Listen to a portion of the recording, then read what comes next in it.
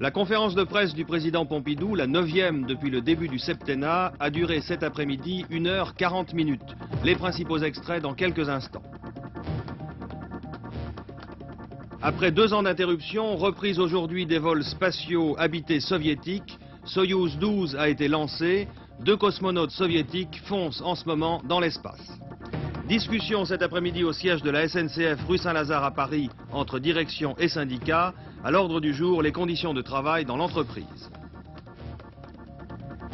Première journée de la visite officielle en France du Premier ministre japonais M. Tanaka. M. Tanaka rencontrera demain le président de la République. Il a été reçu aujourd'hui par M. Messmer. Enfin, le tiercé qui s'est disputé aujourd'hui à Maison Lafitte. La combinaison gagnante est la suivante, 15, 7 et 11.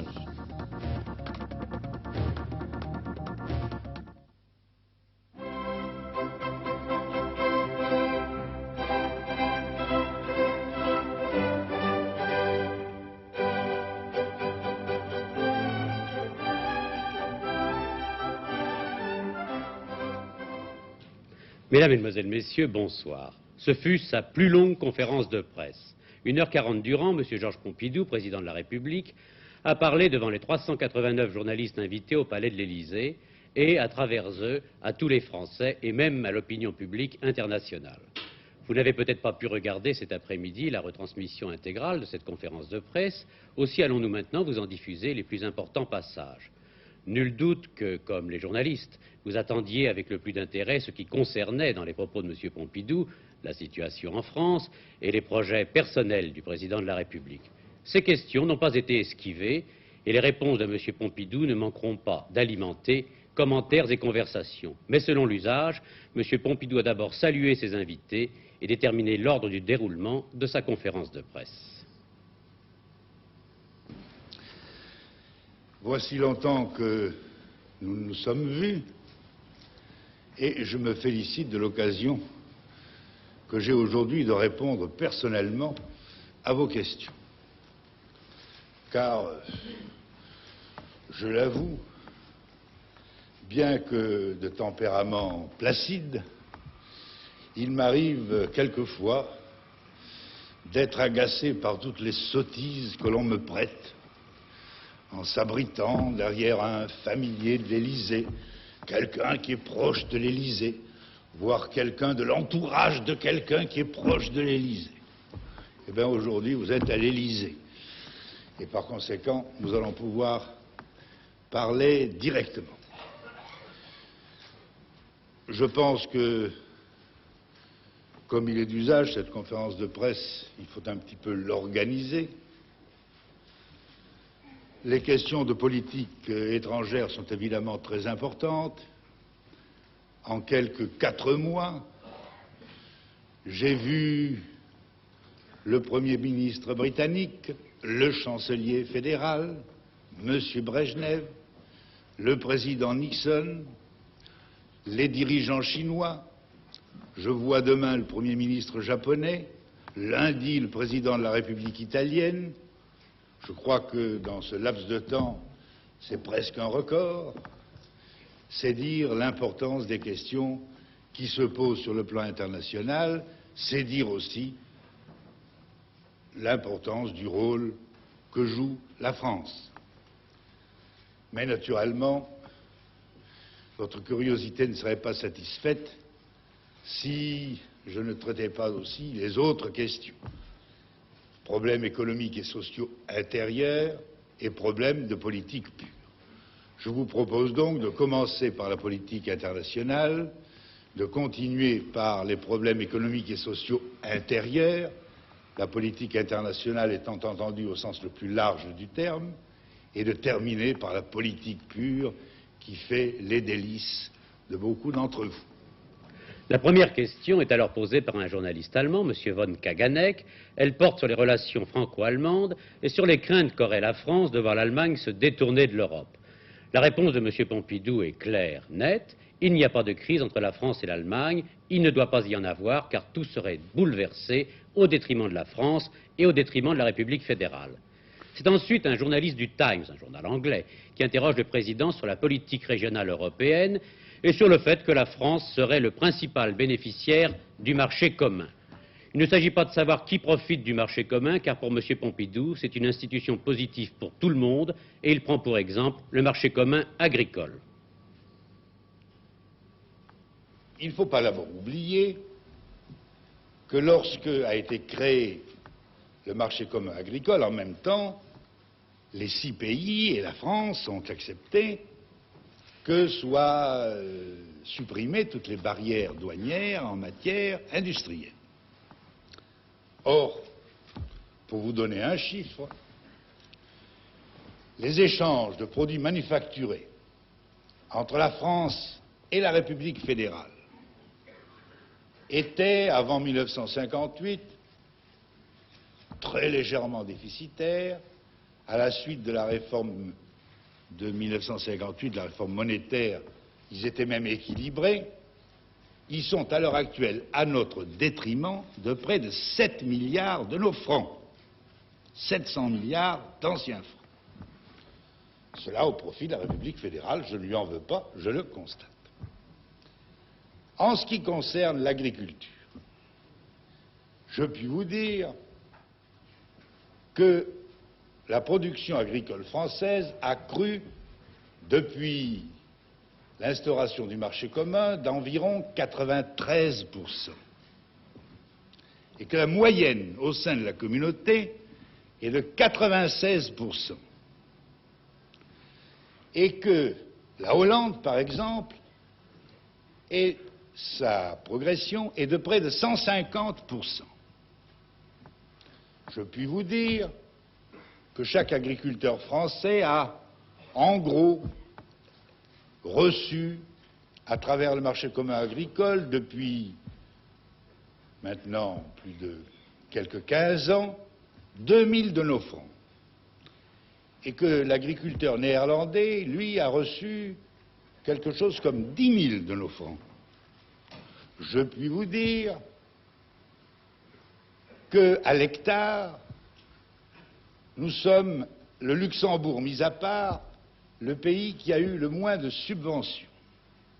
Je puis vous dire que la progression des exportations agricoles allemandes a été au moins égale à la progression des exportations agricoles françaises.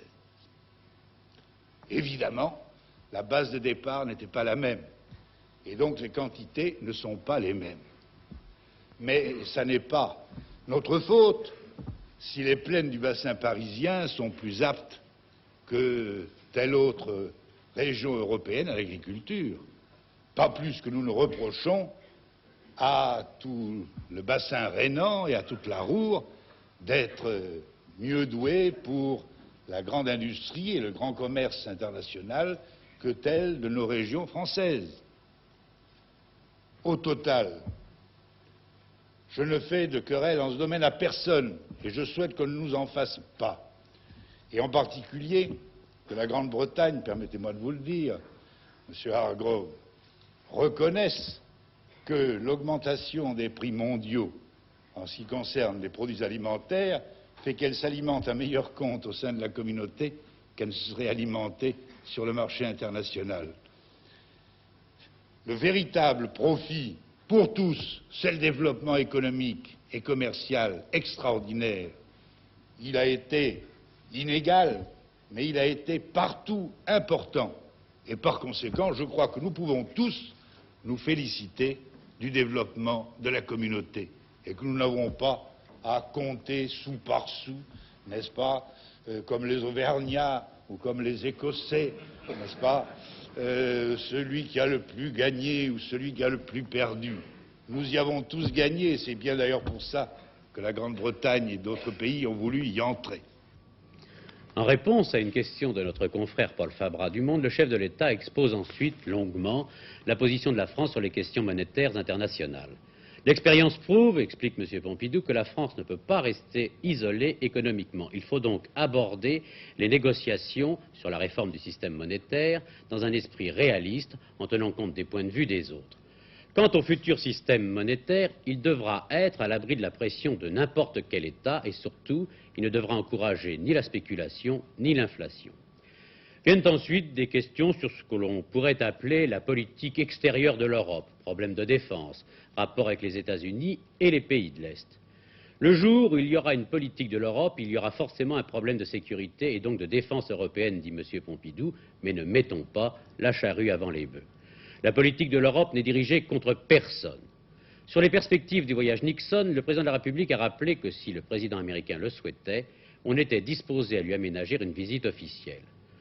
Rappelons à ce sujet que la France et les partenaires européens viennent de se mettre d'accord à Copenhague sur un projet de déclaration commune qui serait souscrit entre les États-Unis et leurs partenaires et qui constitue la réponse au projet de nouvelle charte atlantique exposé par M.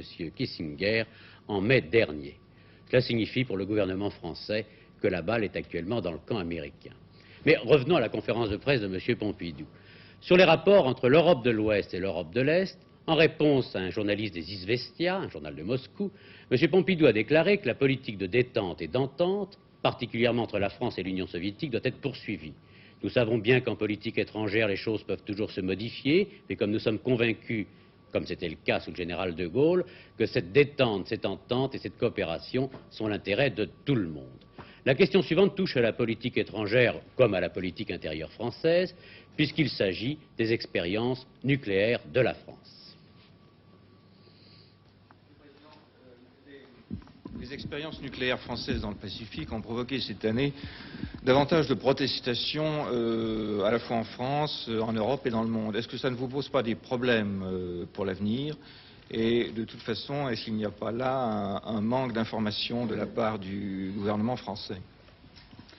Il y a toujours des problèmes et il y a toujours un manque d'information.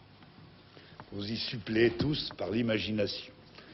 Maîtresse d'erreurs et de fausseté, comme a dit un grand Auvergnat, Pascal, pour éclairer ceux qui douteraient. Nos expériences nucléaires, cette année, ont en effet provoqué des protestations. Les unes avaient un caractère un peu dérisoire, je n'insiste pas. D'autres participaient d'une certaine hypocrisie internationale qui consiste à prendre des positions apparentes extérieures pour des raisons de politique intérieure ou d'attitude. Et seule la charité chrétienne et la courtoisie diplomatique m'empêchent de citer les gouvernements qui ont protesté contre nos expériences et quand nos ambassadeurs leur en faisaient des observations, on nous répondait « n'y attachez pas d'importance, c'est pour des problèmes d'opinion, ça n'a rien à voir ». Quelquefois même on ajoutait « nous vous comprenons ». C'est pas vrai de tous, c'est vrai de beaucoup. Et je dirais même de la majorité. D'autres réactions m'ont paru dictées par une sorte d'humanitarisme profond, de pacifisme viscéral, et qui ne réfléchit pas aux conséquences, ou qui ne veut pas les voir. J'en respecte les motifs, tout en regrettant quelquefois que des voix s'élèvent à Orléans ou à Verdun, qui sont deux des hauts lieux historiques de notre défense nationale. Mais il ne faudrait pas croire qu'une politique de défense nationale soit attitude réactionnaire. Bien sûr, c'est ce refus français profond de la soumission qui guidait Jeanne d'Arc sur les chemins qu'il a menés de Vaucouleurs au bûcher de Rouen. Mais enfin, la devise « vivre libre ou mourir », c'est une devise révolutionnaire, c'est celle de Danton, de Saint-Just, de Carnot. C'est elle qui animait aussi bien les soldats de Kellermann-Lavalny que les soldats du maréchal Pétain à Verdun. C'est elle qui animait les combattants, je dis les combattants de la résistance. C'est elle qui animait les combattants je dis les combattants de la France libre, au premier rang desquels se trouvaient, et ça n'est pas un hasard, Pierre Messmer et Robert Gallet. Par conséquent, nous entendons bien poursuivre notre effort de défense nationale. Non pas que nous soyons hostiles au désarmement.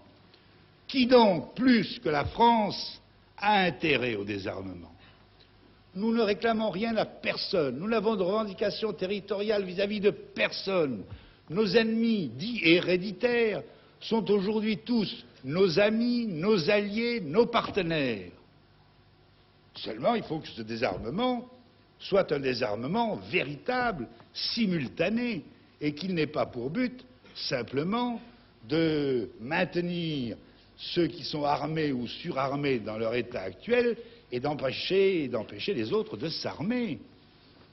Faute de quoi, c'est un faux désarmement qui tend à l'asservissement ou à la parodie.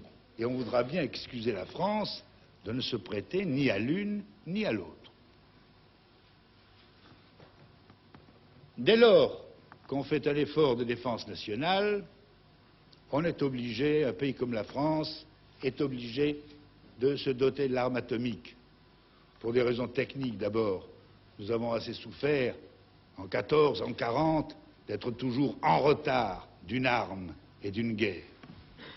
Pour des raisons financières aussi, car, quoi qu'on en pense, l'arme atomique est moins chère que l'arme conventionnelle telle qu'il faudrait la développer si on renonçait à l'arme atomique. J'en veux pour preuve le fait qu'en 1972, je prends 72 parce que les soubresauts monétaires de 73 empêchent toute comparaison, en 72, le budget de la République fédérale militaire était supérieur au budget français, et d'ailleurs il en est de même du budget britannique, ce qui prouve bien que nous ne sommes pas une nation particulièrement agressive. Tant s'en faut. Pour des raisons, enfin, qui sont de la dissuasion. On a l'air de se moquer de la dissuasion. Mais la preuve que la dissuasion existe et qu'elle est capitale, c'est que les deux grandes puissances les plus fortes et de beaucoup, au point de vue atomique, ont, lors de la négociation SALT, limité volontairement leur effort défensif contre l'arme atomique. Ce qui veut dire qu'elles ont estimé qu'il fallait rester vulnérable. Et qu'en se gardant vulnérable et en acceptant le risque, on éloignait ce risque précisément. Enfin, il y a aussi, dans tout cela, une certaine incompétence. On ne sait pas, et je m'en excuse, mais je ne vous donnerai pas d'informations à quel degré de perfectionnement nous sommes arrivés, mais plus qu'on le croit.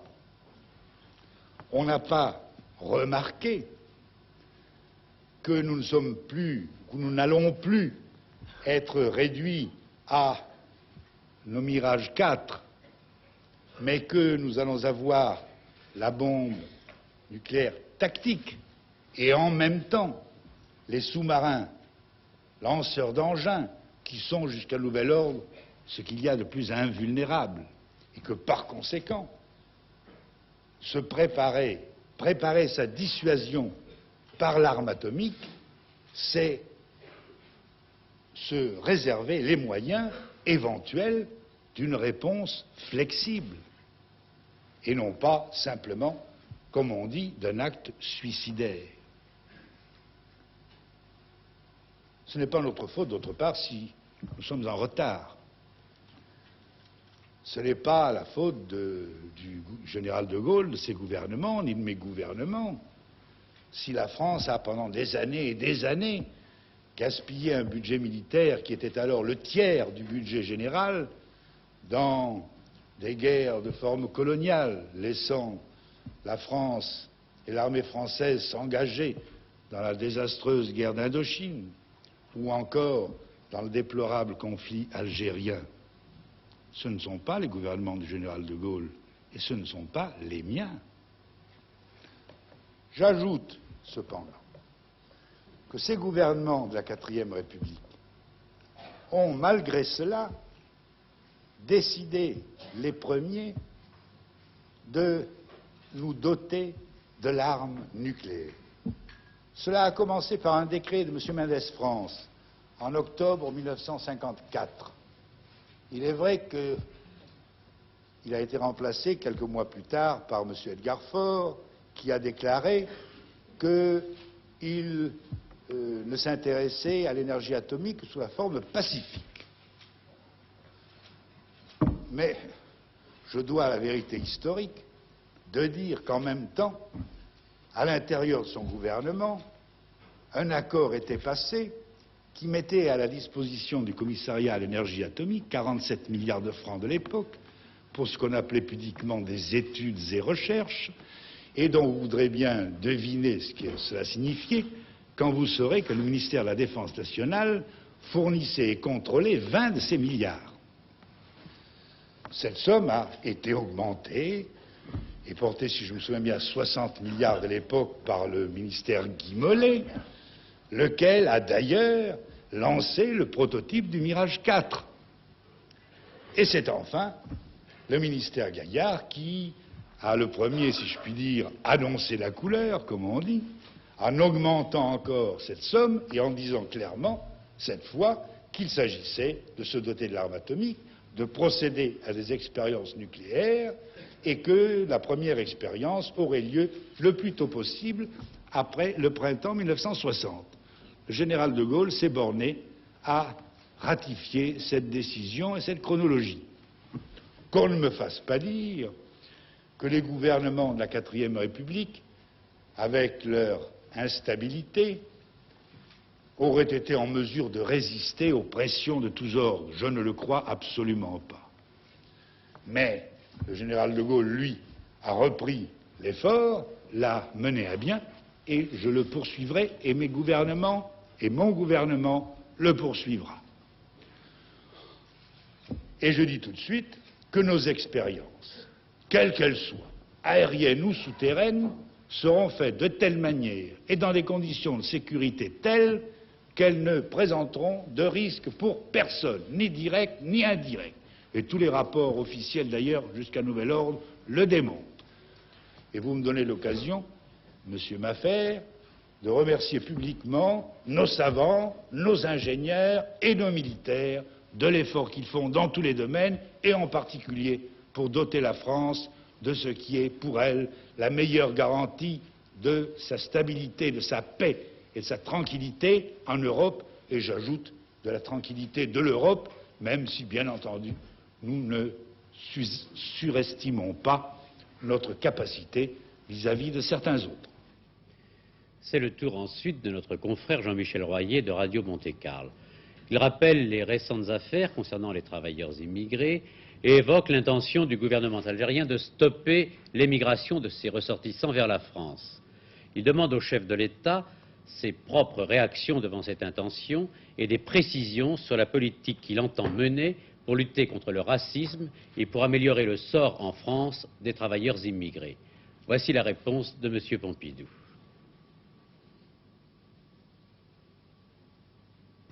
Sur ce point, je dirais simplement ceci. La France est profondément antiraciste. Le gouvernement français est fondamentalement antiraciste. Et tout ce qui ressemble au racisme, nous l'exécrons. Cela dit,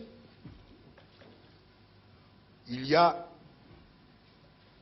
dans tout cela ce que je me permettrai d'appeler un bruit inconsidéré.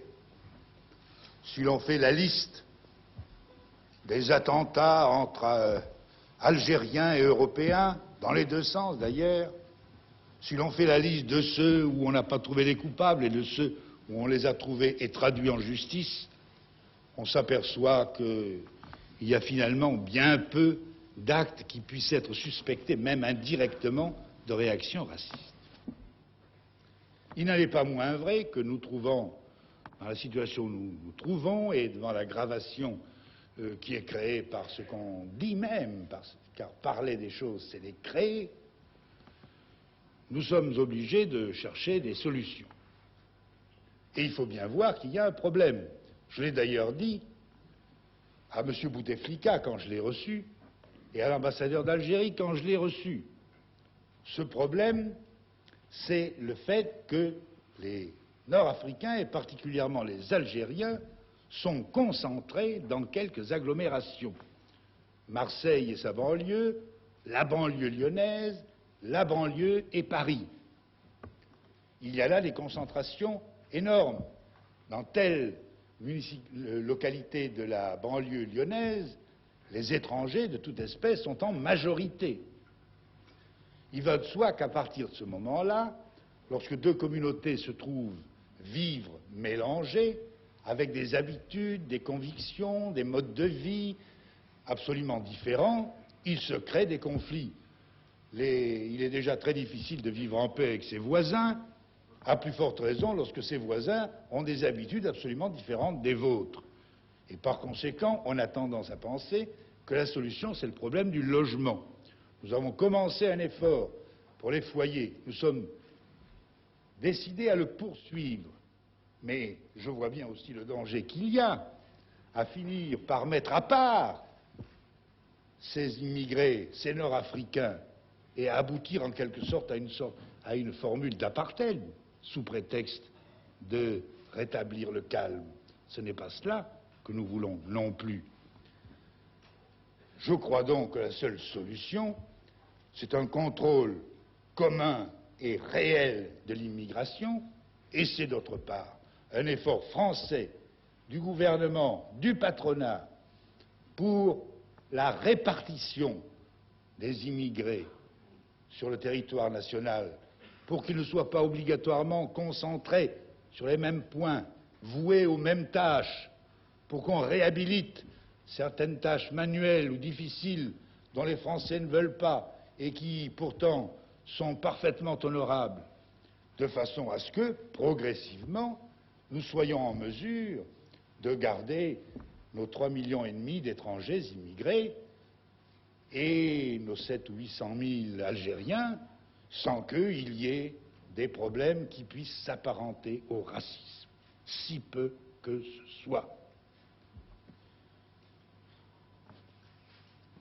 C'est une tâche que nous ne pourrons pas accomplir seuls, bien entendu, que nous avons tâché d'entreprendre, qui, je le répète, est très difficile et suppose un effort de tous les Français, en particulier pour le travail auquel ils se déclarent prêts, et des patrons, en particulier pour les conditions dans lesquelles ils engagent des travailleurs immigrés, mais de racisme, il n'y en a pas. Et en tout cas, il ne doit pas y en avoir. Voyons, il faut en finir un peu avec l'extérieur. Il y a au moins une ou deux questions que j'attendais. La Chine, le Chili. Alors justement, alors, René Andrieux de l'Humanité. Oui. Monsieur le Président... Monsieur Andrieux, s'il vous plaît. Ah, Monsieur Andrieux. Non, vous, Monsieur... ça m'est égal, ou vous, non. ça m'est égal. Mais Monsieur Andrieux, à cause du Lot. Bien. Monsieur le Président, ce n'est pas du Lot que je voudrais vous parler, c'est du Chili. Au Chili, le gouvernement légal a été renversé par une junte militaire. Le président de la République a été assassiné. Les opposants sont traqués, emprisonnés, torturés, fusillés. Le plus grand poète chilien voit ses œuvres brûlées. Le gouvernement français, d'autre part, a répondu favorablement à la demande de la junte militaire, à la demande de reconnaissance. Ne trouvez-vous pas, Monsieur le Président, qu'il y a quelque indécence à se taire devant cette tragique situation et que le gouvernement français s'honorerait en condamnant nettement et résolument la répression qui s'abat sur les démocrates chiliens? Il ne faut pas mélanger les choses d'abord, et on les a trop mélangées. Je m'étonne par exemple que vous n'ayez pas fait allusion à un rapprochement entre notre attitude dans l'affaire tchèque et dans l'affaire chilienne. Dans l'affaire tchèque, nous avions pris position. Dans l'affaire chilienne, nous n'avons pas pris position, ouvertement, sur le changement de gouvernement. Et l'on y a vu quelque chose d'analogue, les difficultés d'aller vers le socialisme libéral. Ça n'a pas de rapport.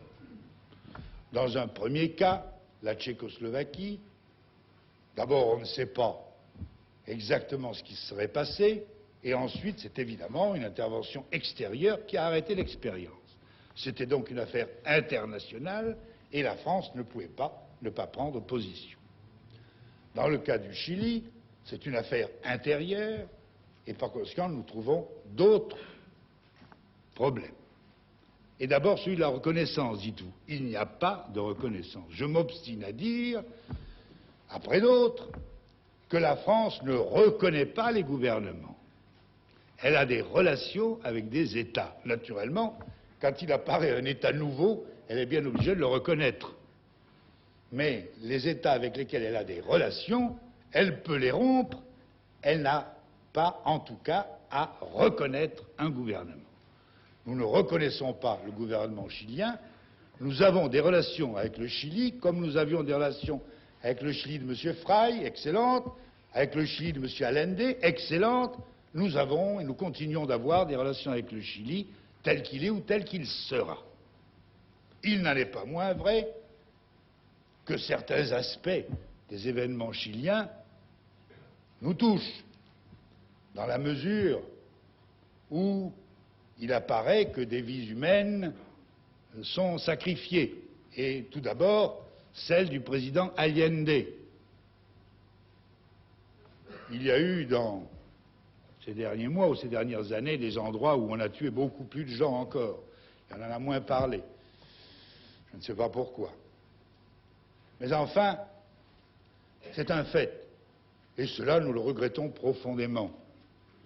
Et nous faisons de notre mieux, d'une part, pour protéger les Français qui sont au Chili, pour accueillir éventuellement des étrangers qui viennent se réfugier dans notre ambassade, et pour essayer d'agir auprès des représentants du gouvernement actuel dans le sens de l'humanité et de la pacification. Nous faisons de notre mieux. Nous n'approuvons nulle part la violence, mais nous ne cherchons pas non plus à imposer notre régime démocratique à d'autres. Et nous ne cherchons pas, par conséquent, de modèle chez autrui. Nous ne les cherchons pas, voilà le problème, n'est-ce pas? Et imprudents sont ceux qui ont été en chercher. Car il faut bien le dire, et tout problème d'humanité mis à part, l'expérience tentée par le président Allende, s'il n'y avait pas eu de putsch, allait probablement, et j'ose dire certainement, à l'échec. C'est un fait que l'inflation avait atteint le rythme de 400%, alors que nous trouvons un rythme de 8, 9 ou 10% intolérable. C'est un fait qu'une grande grève ouvrière avait vidé de ses réserves ce gouvernement qui se disait et se voulait socialiste. C'est un fait que c'est le président Allende qui en était, ne l'oublions pas, à son 23e gouvernement, avait introduit l'armée en tant que telle dans son ministère, avait confié par exemple le portefeuille de l'Intérieur au chef d'état-major de l'armée de terre. Imaginez que je le fasse, monsieur. Que diriez-on? Que dirait-on?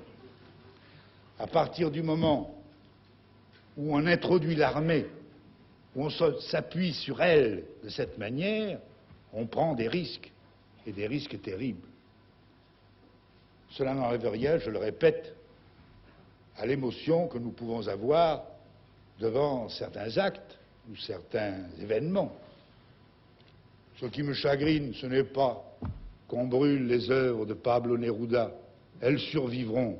Et nous avons connu d'autres régimes qui brûlaient les œuvres, et ce n'est pas aux œuvres que ça a nui, finalement. Ce qui me fait de la peine, c'est que ce grand poète soit mort à ce moment, bien qu'il soit mort de maladie. Parce que je me rappelle que quand il nous a quittés, il l'a fait, il est venu me voir, et puis il m'a écrit, et non pas simplement comme ambassadeur, mais comme ami, figurez-vous. Voilà. Il ne faut pas aller chercher de modèle ailleurs. Nous avons notre propre modèle, qui est français, qui consiste à essayer de faire progresser notre peuple dans la liberté, dans plus de justice et dans de meilleurs rapports humains. À quoi cela correspond-il après tout, sinon à notre devise liberté, égalité, fraternité? Je n'en connais pas de plus belle. Nous ne cherchons à l'imposer à personne, mais nous essayons de l'appliquer chez nous et nous continuerons. C'est alors la dernière question de politique internationale. Elle est posée par Lucienne Hubert-Rodier de La Nation. Une question d'ailleurs, vous l'avez entendu, que le président de la République s'attendait à avoir posée plus tôt. Elle concerne la Chine. Le chef de l'État constate d'abord qu'il y a beaucoup de points communs entre Paris et Pékin. L'indépendance des nations, la nécessité d'une défense nationale, le refus de l'hégémonie, le respect des faibles et l'aide aux pays sous-développés. Le président de la République parle également des rapports avec l'Union soviétique. Sur ce point, dit-il, on ne peut pas comparer la Chine et la France. La Chine a avec l'Union soviétique 8000 km de frontières et des querelles idéologiques. Sur les relations entre la France et la Chine, M. Pompidou révèle que Pékin vient de signer avec Paris le plus gros contrat qui ait jamais été signé avec un pays étranger. 17 complexes pétrochimiques pour un montant de 120 milliards de francs actuels. Une autre question, sur d'un tout autre sujet, émane de Pierre Limagne du journal La Croix, sur le projet de loi sur l'avortement. Le président de la République dit que le sujet est grave, et que la nouvelle loi n'a pas été faite pour augmenter les interruptions de grossesse, mais au contraire pour les diminuer. Mais pour le chef de l'État, s'il y a d'un côté ce que la loi interdit, il y a surtout le sens de la responsabilité des individus. Vient ensuite le problème des prix abordé par Gilbert Mathieu. Gilbert Mathieu, notre confrère du journal Le Monde. Écoutez la réponse de M. Pompidou. Monsieur le Président, depuis 3 heures, nous connaissons la nouvelle hausse des prix, celle du mois d'août.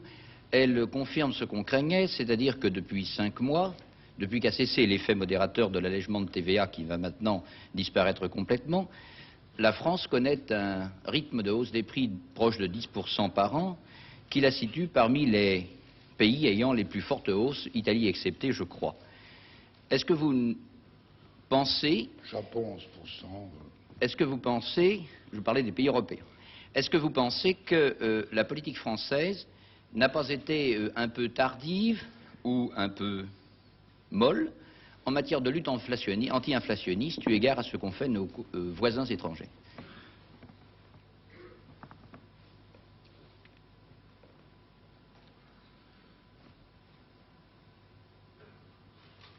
Ce problème de l'inflation,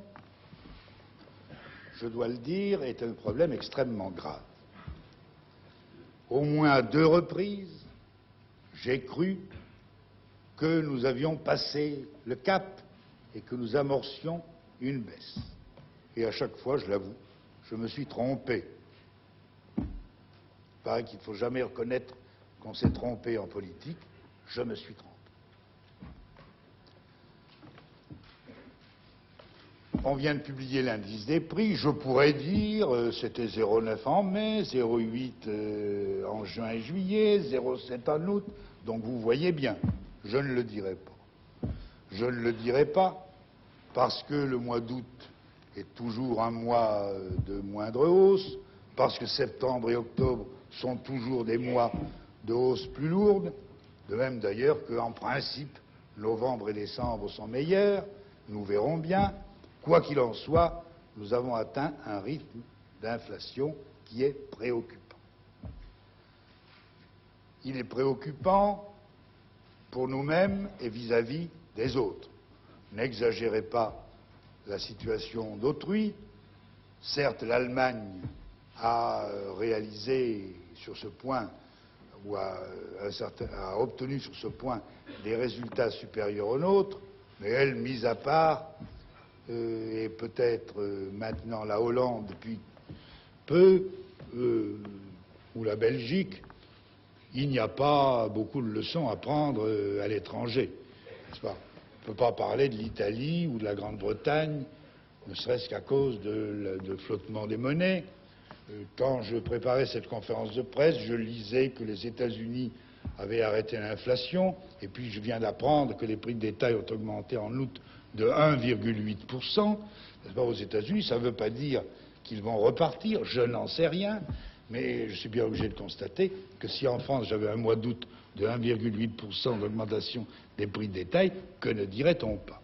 Donc, je ne cherche pas à l'étranger des modèles, je cherche simplement à regarder la situation française. Cette situation française, elle dépend pour une part de circonstances extérieures. Nous n'y pouvons rien si, depuis un an, nos matières premières importées, et vous savez que nous importons presque toutes les matières premières, ont augmenté de 51%. Je dis de 51% en un an. Comment veut-on que cela ne se répercute pas dans nos prix? Et il y a d'autres éléments extérieurs, bien entendu, en particulier monétaires. D'autre part, il y a des éléments internes. Et en particulier, cette facilité de l'argent dont j'ai déjà parlé, et le fait que, qu'il s'agisse de prix ou qu'il s'agisse de rémunération, personne n'hésite devant des augmentations. L'attitude de l'État, quelle a-t-elle été? Je ne crois pas qu'elle pouvait être très différente. D'abord parce que tant qu'il ne sera pas créé une situation internationale plus assurée, en particulier tant que la hausse des matières premières ne sera pas arrêtée de façon durable, nous ne pourrons pas espérer pouvoir agir avec beaucoup d'efficacité, ou en tout cas avec une efficacité totale. En deuxième lieu, je crois qu'il fallait commencer par des mesures portant sur la masse monétaire. Nous les avons prises au cours des mois, j'ai insisté d'ailleurs pour qu'on les prenne, et progressivement, elles se développent, elles atteignent leur but, et en même temps les limites de leur influence. Nous nous trouvons donc dans une situation où il me semble que nous ne pourrons pas agir brutalement et immédiatement, mais où nous risquons d'être obligés, à un moment donné, d'agir avec beaucoup plus de fermeté. J'ai dit les difficultés qu'il y a à faire admettre aux Français ce qu'on appelle une politique de blocage des prix et des salaires, n'est-ce pas, une politique des revenus, système qui d'ailleurs n'a pas très bien réussi là où il a été essayé, que ce soit aux Pays-Bas, que ce soit en Grande-Bretagne, mais enfin, il n'est pas impossible qu'un jour ou l'autre, nous soyons obligés d'en venir là. Ce que je puis vous dire simplement, c'est qu'à l'heure actuelle, de tous les problèmes qui nous préoccupent sur le plan intérieur, celui de l'inflation est de beaucoup le plus sérieux. Que le Premier ministre, le ministre de l'Économie et des Finances et moi-même y attachons une importance considérable. Et que, le moment venu, nous serons peut-être amenés à demander au pays un effort et un sens des responsabilités pour pouvoir arrêter ce développement de l'inflation. Je ne crois pas que ce soit le moment, pour des raisons, je le répète, qui tiennent à ce que les circonstances extérieures ne sont pas réunies, mais ce moment viendra, fatalement, sauf si, d'ici là, l'inflation voulait bien se calmer d'elle-même ou sous l'effet d'un changement de la conjoncture internationale, ce que j'ai longtemps espéré et ce que j'ai de moins en moins tendance à croire.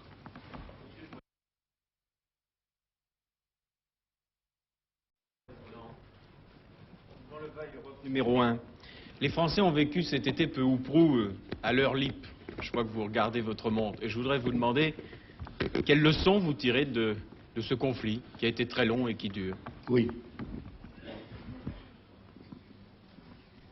je ne veux pas entrer dans la négociation et risquer de la gâcher. Sur l'affaire Libre, je dirais ceci. Tout d'abord, il apparaît que l'affaire Libre, depuis longtemps, était menacée. La preuve en est qu'une publication économique avait écrit un long article à ce sujet, si je me souviens bien, en décembre 1969, et qui avait provoqué de grandes protestations de la part de la direction. Qu'il y ait eu des erreurs de gestion, techniques et autres, commerciales et de gestion de personnel, ça me paraît évident. Je dois dire que M. Charbonnel, le ministre compétent, s'est donné la peine de lire tous les procès-verbaux des comités d'entreprise et qu'il n'a vu nulle part, puisqu'on a parlé de participation, les représentants du personnel protester soit contre la politique technique, soit contre la politique commerciale, soit contre la politique du personnel. Ce n'est pas pour déplacer les responsabilités que je dis ça, mais enfin pour attendre ou espérer un peu plus de réserve de la part de quelques-uns. Voici donc une affaire qui est acculée à la faillite, et j'en tire les conséquences suivantes. Premièrement, parler d'autogestion est une plaisanterie. Il n'y a eu à aucun moment autogestion. Il y a eu simplement le fait que le personnel a pris les montres qui étaient en stock, qu'il a pris également les pièces détachées qui étaient en stock et qu'il en a fait des montres nouvelles à la cadence de quelques dizaines, 50, peut-être un jour 100 ouvriers qui travaillaient à cela et qui les a vendus. Il est bien évident que vivant sur les stocks, ne payant ni les fournisseurs, ni les sous-traitants, ni la sécurité sociale, ni les impôts, eh bien on pouvait vivre quelques mois. Mais ça ne s'appelle pas de l'autogestion. En second lieu, est intervenu l'État. Je l'avais annoncé d'ailleurs, vous vous en souvenez peut-être. Pourquoi intervenait-il? Il n'est pas actionnaire de l'IP, il n'est pas client de l'IP, il n'a pas d'intérêt particulier à l'IP. Et par-dessus le marché, c'est une industrie dans laquelle des concurrents ne demandaient qu'à prendre la place laissée par la société LIP. Ne vous y trompez pas. L'État y est intervenu uniquement pour des raisons sociales et dans l'intérêt des travailleurs. Parce que l'affaire partant comme elle était partie, on aurait abouti au bout de quelques mois au fait qu'il n'y aurait plus de stock, plus un sou de rentrée, et où tout le monde se serait trouvé au chômage.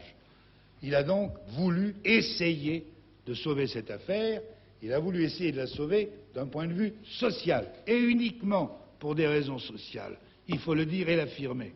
Et c'est là qu'on n'a pas été de parfaite bonne foi chez certains, car tout à coup, on a fait comme s'il s'agissait d'un problème entre les travailleurs et l'État, comme si l'État, dans cette affaire, était responsable. On a été jusqu'à demander une négociation en terrain neutre. Est-ce que, si vous avez un accident et qu'un médecin se précipite auprès de vous, vous lui demandez une discussion en terrain neutre? Or, l'État ne venait là que pour essayer de guérir l'entreprise. Et il n'y avait aucun intérêt. Et il n'y avait que de l'argent à y mettre. L'argent des contribuables et l'argent du budget. Et puis, on disait que cette négociation devait être sans préalable.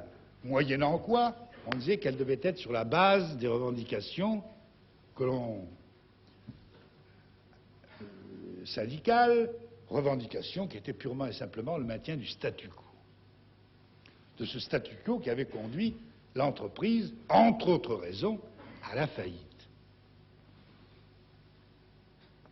Alors là, je dis que j'en tire un certain nombre de conséquences d'ordre général.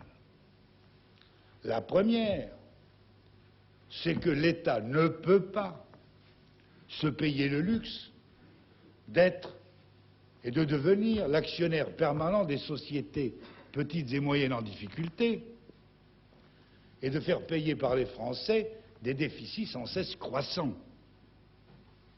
S'il prenait cette attitude, il condamnerait notre économie à reculer et finalement notre niveau de vie à diminuer et les problèmes de l'emploi à se poser. En second lieu, je dis également que j'ai senti là, quelque chose que je comprends trop bien, et qui est le souci des Français de ne pas bouger, d'espérer pouvoir rester là où ils ont vécu, dans le métier qu'ils ont pratiqué, à la place où ils le pratiquaient. C'est vrai que tous les Français aspirent à ça. Mais malheureusement, nous sommes dans une période où tout bouge, où tout remue, partout. Et si nous prenions cette attitude, là aussi, nous nous condamnerions à la rétrograder, à voir notre économie s'ankyloser et finalement à voir notre niveau de vie diminuer. Par contre, il y a un point sur lequel l'affaire LIP doit être pour le gouvernement une leçon. C'est qu'elle a démontré une insuffisance de notre législation sociale en matière de faillite et qu'elle a démontré que dans les cas de faillite, notre législation sacrifiait les travailleurs à des priorités qui étaient fiscales ou de la sécurité sociale ou qui étaient simplement les lenteurs de la justice en matière de faillite. C'est pourquoi nous avons l'intention, le gouvernement, et avec le concours des partenaires sociaux, de revoir ce problème de la législation dans le cas de faillite et de faire en sorte que les travailleurs soient mieux défendus en pareil cas et aient une priorité sur l'actif des sociétés. Mais pour le reste, je ne puis trop souligner, je le répète, je ne veux pas entrer dans une discussion pour laquelle l'État a délégué un homme qui est compétent et qui a marqué cette compétence dans d'autres circonstances.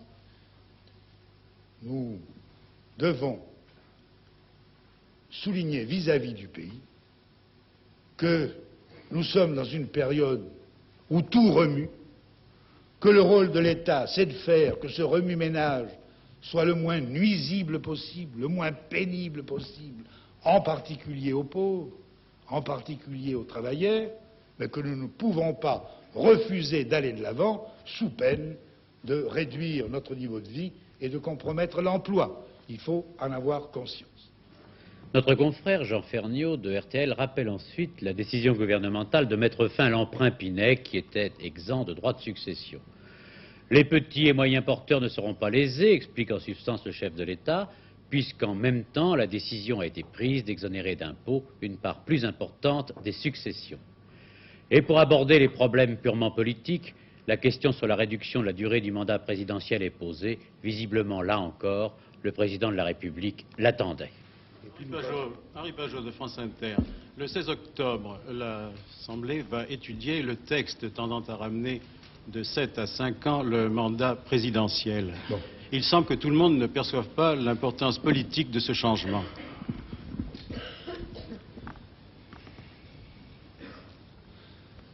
La question telle que vous la posez est aimable. Elle aurait pu être plus méchante. Nous passons à la politique pure et je m'en félicite car l'heure passe. Oui, à l'expérience, j'ai considéré que le rôle du président de la République était désormais trop important dans la gestion générale des affaires de l'État pour qu'il puisse, pendant 7 ans, répéter « Vous m'avez élu pour ça, et par conséquent, je le fais, et je n'ai pas à vous consulter. » J'ai pensé qu'il fallait consulter le pays un peu plus souvent. Et j'ai pensé qu'une durée de 5 ans était bonne, d'autant plus que je m'attends à ce que ceux qui occupent cette charge aient tendance à faire 2 mandats et par conséquent, peut-être, s'ils sont élus, bien entendu, à diriger le pays pendant 10 ans et que 10 ans, ça me paraît déjà pas mal.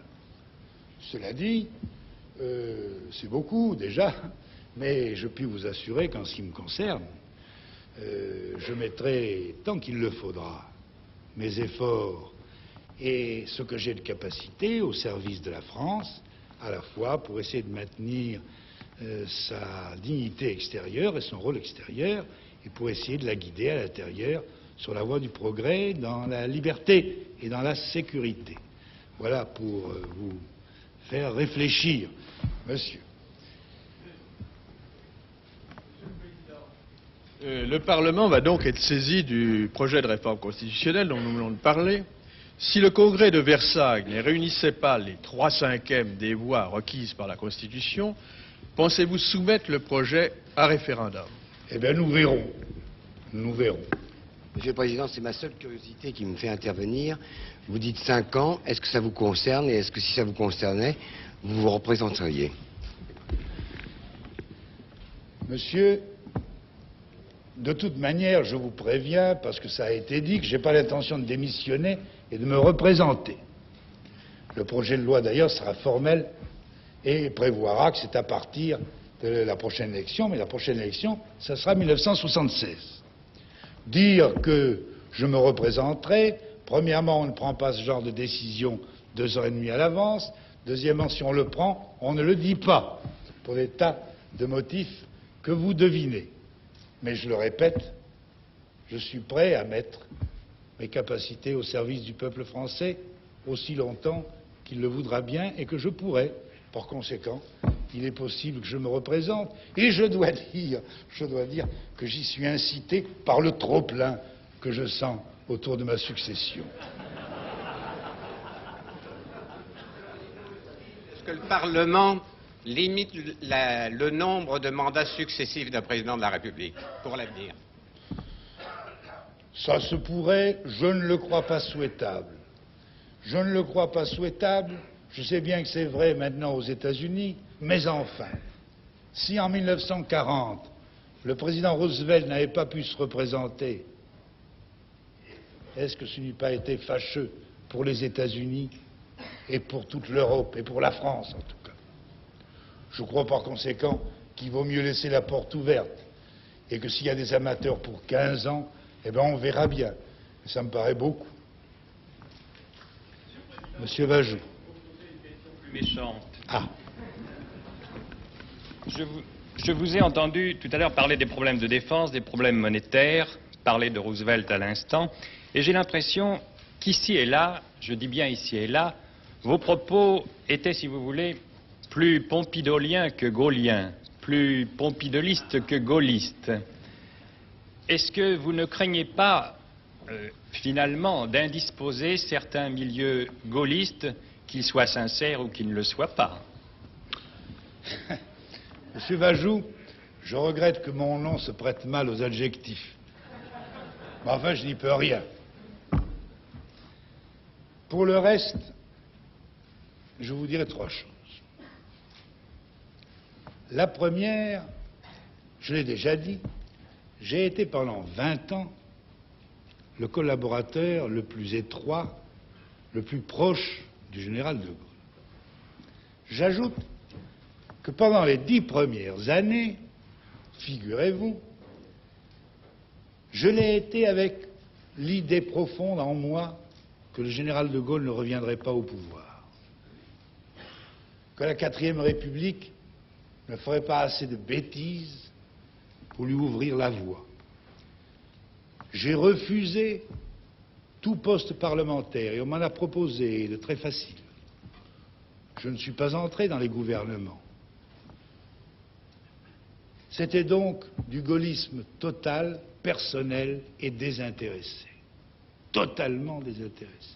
Et c'est pourquoi je n'ai de leçons de gaullisme à recevoir de personne. Vous m'entendez? De personne. C'est la première chose que je veux dire. La seconde, c'est que quelle que soit la grandeur du personnage et le rôle qu'il a joué, l'horloge mondiale ne s'est pas arrêtée en avril 1969. Les événements courent, et je dirais même que depuis cette époque, il s'en est produit énormément, et il s'en produit tous les jours, et d'immenses. Et j'essaie d'agir de mon mieux, de réagir de mon mieux, de maintenir la politique française de mon mieux dans tout cela, sur le plan intérieur et sur le plan extérieur. Et je ne m'abrite pas derrière le nom du général de Gaulle. Et je ne dis pas « je fais ce qu'il aurait fait ». Mais je dénie à quiconque de prétendre qu'il sait ce qu'il aurait fait. Et la troisième, eh bien, il faut bien qu'il y ait une citation. Elle sera du cardinal de Retz. Les grands hommes sont de grandes raisons pour les petits génies. Mesdames et messieurs, je vous remercie de votre attention.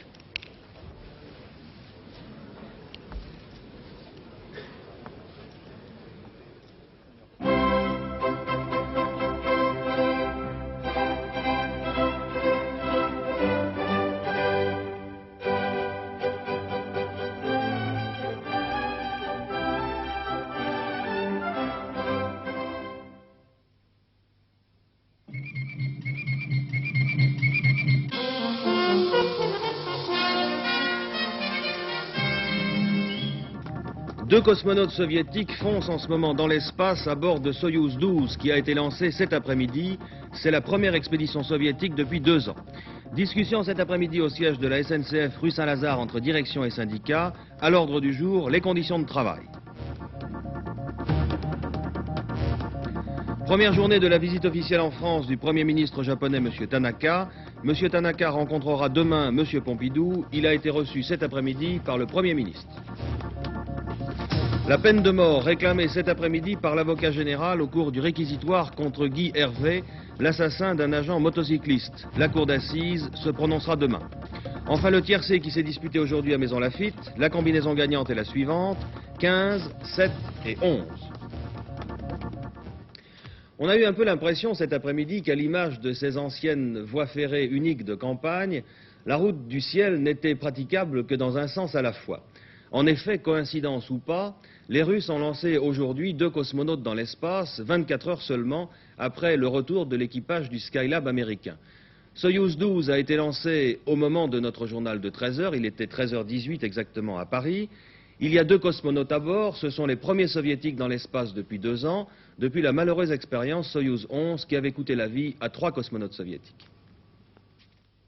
Depuis 2 ans. Depuis le 30 juin 1971, aucun cosmonaute soviétique n'était parti dans l'espace. Depuis la mort des 3 hommes de Soyouz 11, les Russes n'avaient plus lancé que des satellites inhabités ou une station Salyut 2 inhabitée aussi, qui se désintégra pratiquement en vol. Aujourd'hui, Soyouz 12 est parti. Une cabine certainement modifiée, améliorée, comme ont dû le faire les Américains avec Apollo, après la mort à Cap Kennedy de Grissom, White et Chaffee, brûlés vifs dans leur cabine au sol. À bord 2 hommes, le lieutenant-colonel Lazarev, 45 ans, pilote et médecin, et l'ingénieur Makarov, 40 ans. Voici les images du départ le 6 juin 1971 de Soyouz 11.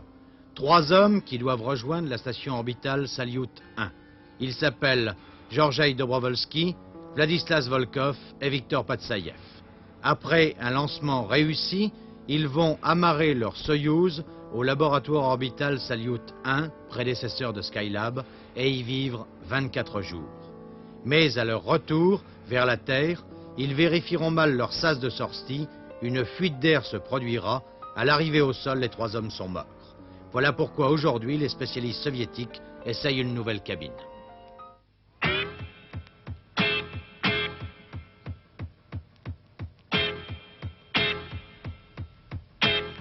Premier jour, premier entretien franco-japonais ce matin à l'hôtel Matignon. Le développement de la coopération entre les 2 pays dans de nombreux domaines, commerce, transport aérien et problèmes de l'énergie, était au centre des discussions entre M. Pierre Messmer et M. Kakue Tanaka. D'abord en tête-à-tête, puis en présence des experts, les 2 chefs de gouvernement ont également parlé de la situation monétaire internationale. 2h30 d'entretien qualifiés de très fructueux par le Premier ministre japonais, qui a été raccompagné par M. Messmer jusqu'à sa voiture personnelle. Demain, M. Tanaka sera l'hôte à déjeuner du président de la République. Il ne manquera pas de plaider en faveur d'un renforcement des relations entre son pays et la communauté européenne. Avant de quitter Paris samedi, M. Tanaka rencontrera le ministre des Finances, M. Giscard d'Estaing.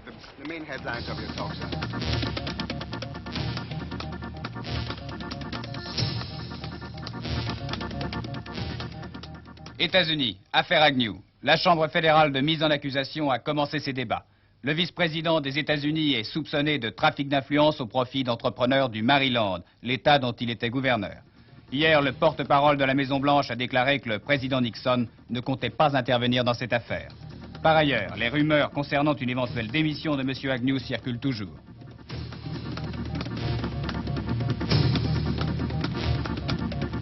Guerre de la morue. Ultimatum de l'Islande qui menace de rompre ses relations diplomatiques avec Londres si jeudi prochain les navires britanniques n'ont pas quitté les zones de pêche que se réservent les pêcheurs islandais.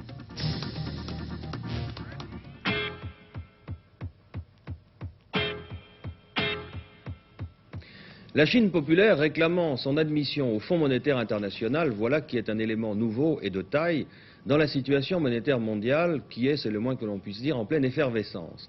De plus, cette demande d'admission de la Chine populaire au FMI et à la Banque mondiale, deux organismes d'essence capitaliste, ne peut pas ne pas provoquer un certain étonnement, une preuve de plus en tout cas, de l'évolution hyper rapide des grands problèmes qui agitent le monde. La Chine populaire veut être partout. Après l'Organisation des Nations Unies, le Fonds monétaire international. Après la diplomatie, la monnaie. Les Chinois entendent bien participer activement à l'élaboration des grandes décisions internationales. Cette salle de conférence de Washington, au siège du Fonds monétaire et de la Banque mondiale, la Banque des pays pauvres, sera donc peut-être le théâtre de leurs prochaines interventions, si bien sûr leur requête, examinée le mois prochain, est acceptée. Le Fonds monétaire international, le FMI, c'est le gardien des règles du jeu monétaire. Créé en 1944 à Bretton Woods, il comprend actuellement 126 membres, tous les pays occidentaux, la plupart des pays en voie de développement, et deux représentants du monde socialiste, la Yougoslavie et la Roumanie. L'admission de la Chine populaire serait d'autant plus importante que le FMI met actuellement sur ses rails la grande réforme monétaire. Les représentants de Pékin, commentant à la tribune de la prochaine Assemblée générale le nouveau code de conduite des monnaies mis au point par les pays riches, cet événement consacrerait sans doute la place que la Chine populaire veut jouer dans le concert économique international à égalité avec toutes les grandes puissances commerciales.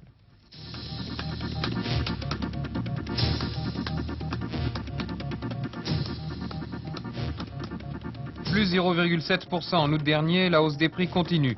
C'est d'ailleurs, vous l'avez entendu, l'une des préoccupations du chef de l'État. Le mois dernier, les prix alimentaires ont grimpé de 0,9%, les prix industriels et ceux des services de 0,5%.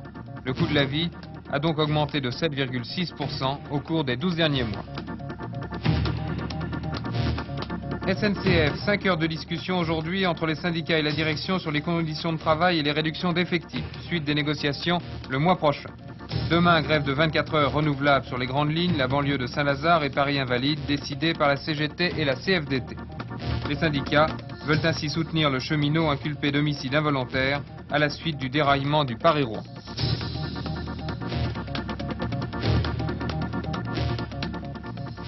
Les enseignants CGC, non à la suppression du baccalauréat. Le contrôle continu, explique-t-il, favoriserait les pressions vis-à-vis des professeurs. Par ailleurs, les membres du SNALC se déclarent prêts à participer à toute action engagée pour le maintien du pouvoir d'achat des enseignants.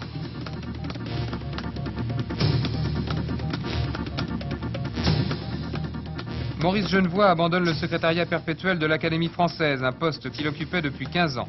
À 83 ans, il entend reprendre des activités plus personnelles. Après Renoir en 1826 et Georges Duhamel en 1946, l'auteur de Rabolio est le troisième académicien à démissionner de cette fonction. La date de l'élection de son successeur n'a pas encore été fixée.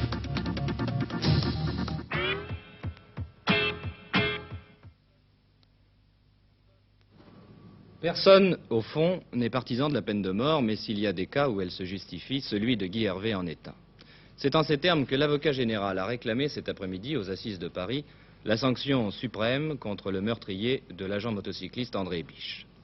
Hervé, hier, avait dit qu'il n'était pas dans son état normal et qu'il s'était affolé au volant de la voiture volée quand les motards ont sorti les menottes. C'est faux, a répondu l'avocat général. L'accusé s'est conduit comme un véritable tueur. Il a tiré 8 fois dans l'obscurité. 7 de ces balles ont fait mouche.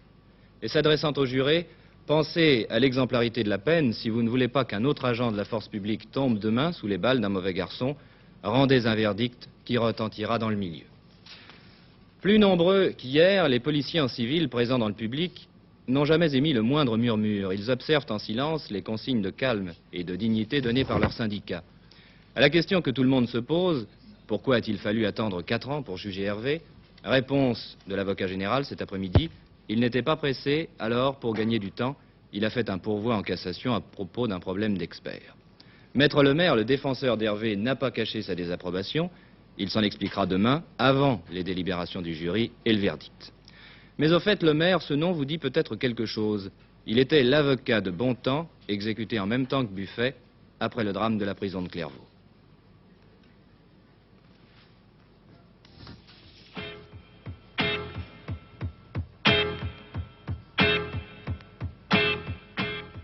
Le tiercé se disputait cet après-midi à Maisons-Laffitte dans le handicap de la Seine. Si vous avez joué le 15, le 7 et le 11, vous avez gagné. Un tiercé qui rapporte dans l'ordre 1793 francs 10 pour 1 franc et dans un ordre différent 331 francs 30, toujours pour 1 franc.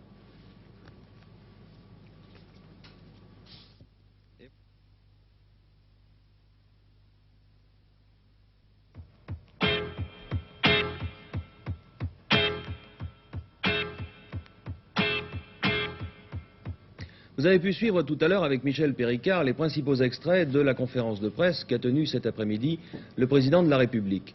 Cette conférence de presse a été suivie avec l'attention qu'on imagine, d'abord par les états-majors politiques en France, mais aussi dans les principales capitales étrangères. Aussitôt après cette conférence de presse, nous avons pu obtenir les toutes premières réactions d'un certain nombre de leaders politiques français. Écoutez-les.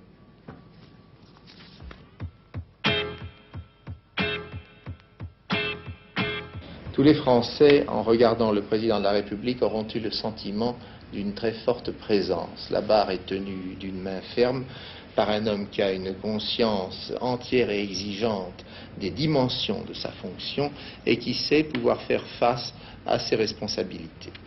Le long développement qu'il a consacré aux affaires internationales aura mieux fait comprendre aux Français le rôle que joue notre pays en faveur de la détente, de la coopération et de la paix.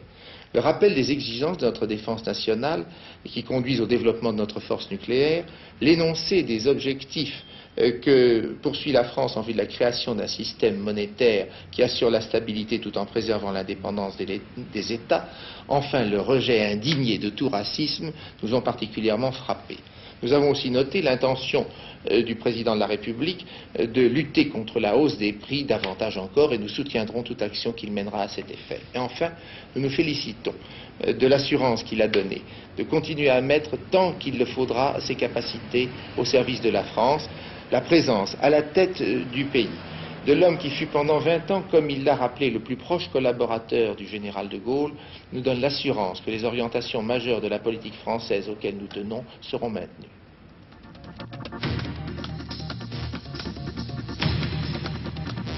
Nous savons donc que M. Pompidou entend rester à l'Élysée jusqu'en 1976 et qu'il n'est disposé à encourager aucun des candidats qui s'agitent actuellement dans la majorité pour briguer sa succession. Mais pour le reste, nous retiendrons surtout 2 points. D'abord, les propos tenus par le président de la République française sur la tragédie qui se déroule au Chili sont pour nous profondément choquants. Il n'a pas eu un mot de condamnation contre les fascistes qui ont pris le pouvoir à Santiago. Il a parlé de vies humaines sacrifiées alors qu'il s'agit de véritables massacres et d'exécutions en série.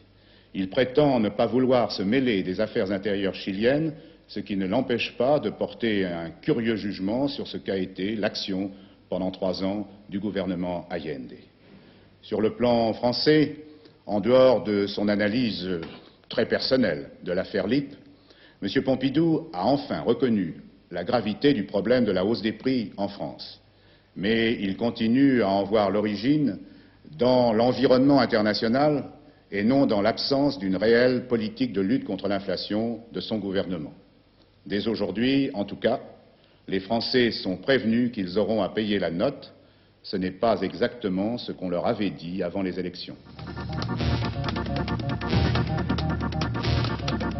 À cette conférence de presse du président de la République, comme à chacune de ces conférences, on est frappé par la clarté de la pensée et de l'expression du président de la République. Il a traité d'abord des problèmes de politique étrangère et nous avons noté avec satisfaction la volonté d'entente avec les autres pays, le refus d'isolement de la France dans les négociations monétaires.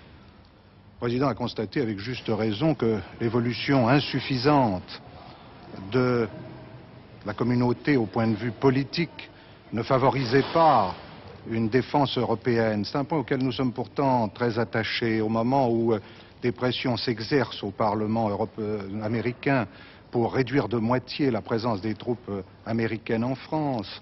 Je crois que nous devrions aller plus loin dans la recherche d'une défense européenne qui soit plus crédible. Le président a exposé aussi les raisons qui l'ont amené à proposer au Parlement la réduction de la durée du mandat présidentiel. Certes, le rôle important du président de la République, rôle auquel nous sommes très attachés, appelle une modification de la Constitution. Nous souhaitons pour notre part que cette évolution aille progressivement dans le sens d'un régime présidentiel.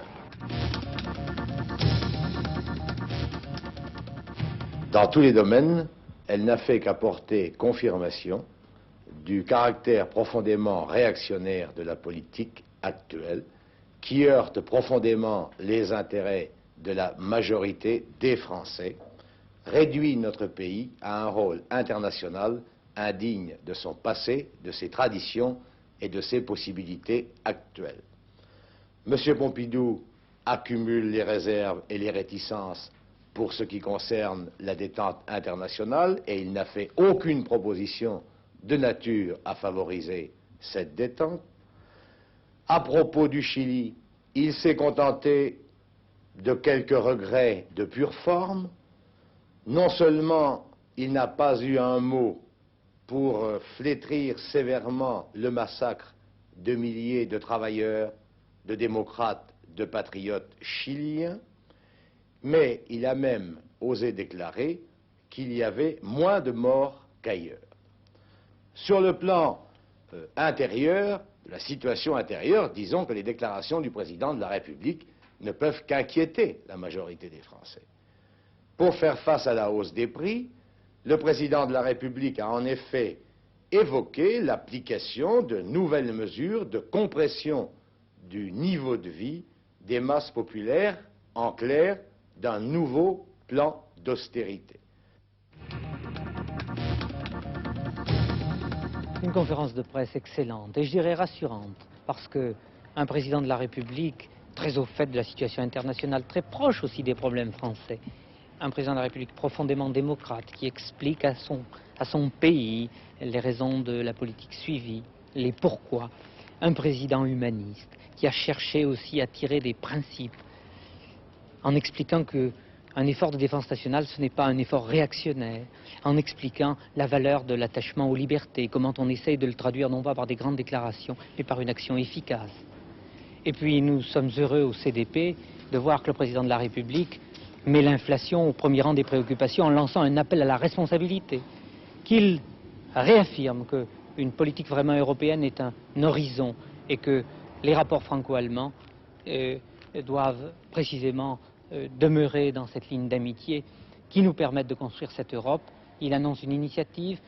Bref, il contribue aujourd'hui à avancer dans cette recherche d'un modèle de société auquel le CDP voudrait apporter sa contribution. C'est une réaction mélangée. J'ai été vivement intéressé par des analyses souvent fines et justes, mais il y a un manque de perspective. Un manque de confiance dans l'avenir. S'agit-il de la hausse des prix? Le président constate qu'elle est excessive. Il annonce que si elle continue, il sera amené à prendre des mesures. Il ne précise pas lesquelles. Il remet à demain. Et cependant, des mesures énergiques, dès maintenant, peuvent et devraient être prises.